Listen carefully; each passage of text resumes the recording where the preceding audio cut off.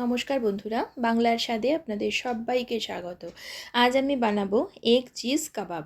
বিকেলে চা বা কফির সাথে স্ন্যাক্স হিসেবে অথবা বাড়িতে কোনো রকম ছোটোখাটো পার্টি থাকলে এই রেসিপিটা আপনারা স্টার্টার হিসেবে সার্ভ করতে পারেন। বানিয়ে নেওয়া ভীষণ সহজ আর খেতেও কিন্তু দারুণ লাগে। চলুন তাহলে শুরু করা যাক।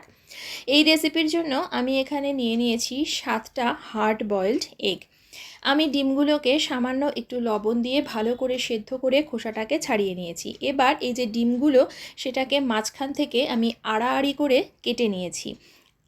এভাবে ডিমগুলোকে কেটে নেওয়ার পর এখন অন্য একটা পাত্রের মধ্যে আমি ডিমের কুসুমগুলোকে বের করে রাখছি।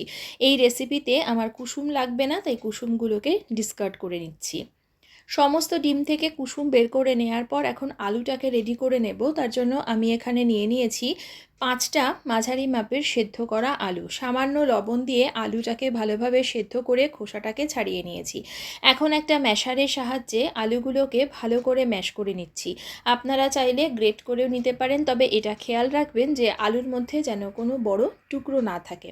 আলুটা ভালোভাবে ম্যাশ করে নেবার পর এবার এর মধ্যে আমি মশলা দেব কিছু। প্রথমেই এতে দিয়ে দিচ্ছি 3-4টে কাঁচা লঙ্কা কুচি, ঝালটা নিজেদের স্বাদ অনুযায়ী ব্যবহার করবেন। এবার এতে দিয়ে দিচ্ছি হাফ চা চামচ জিরে গুঁড়ো, হাফ চা চামচ ধনে গুঁড়ো, হাফ চা চামচ চিলি ফ্লেক্স, 1 চা চামচ চাট মশলা, দিয়ে দিলাম স্বাদ মতো লবণ। এখন দিচ্ছি হাফ চা চামচ পরিমাণে লঙ্কা গুঁড়ো। যেহেতু আগে কাঁচা লঙ্কা দিয়েছি তাই লঙ্কা গুঁড়োটা বুঝে দেবেন।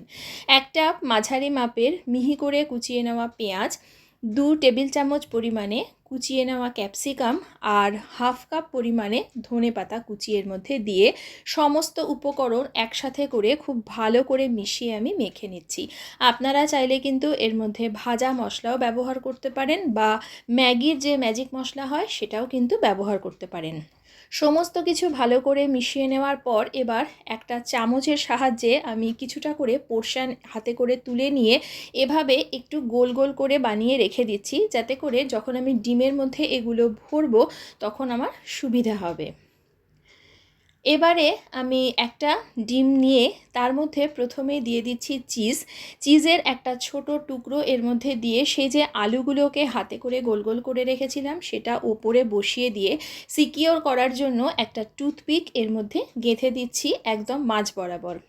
দেখুন, ঠিক এরকম এটা দেখতে হবে। একটা আমি কাবাব বানিয়ে নিয়ে এটাকে সরিয়ে রেখে দিচ্ছি। এভাবেই সমস্ত কাবাবগুলো আগে বানিয়ে নেব। সমস্ত কাবাব বানানোর পর এবার একটা ব্যাটার রেডি করব। তার জন্য একটা পাত্রের মধ্যে হাফ কাপ পরিমাণে ময়দা নিয়ে তাতে সামান্য একটু লবণ দিয়ে মিশিয়ে এবার অল্প অল্প করে রুম টেম্পারেচারে রাখা জল দিয়ে এর একটা ব্যাটার বানিয়ে নেব। তবে ব্যাটারটা কিন্তু খুব বেশি পাতলা হবে না বা খুব বেশি ঘন হবে না।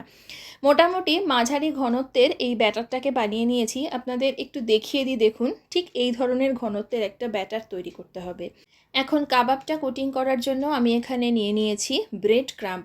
পাউরুটির সাইডের ধারগুলোও আমি ফেলে না দিয়ে এগুলোকে মিক্সিতে গুঁড়ো করে তারপর কড়াইতে একটু টেলে নিয়ে রেখে দিই, যাতে এগুলো আমার এরকম চপ কাটলেট বা কাবাব বানানোর সময় কাজে লাগে।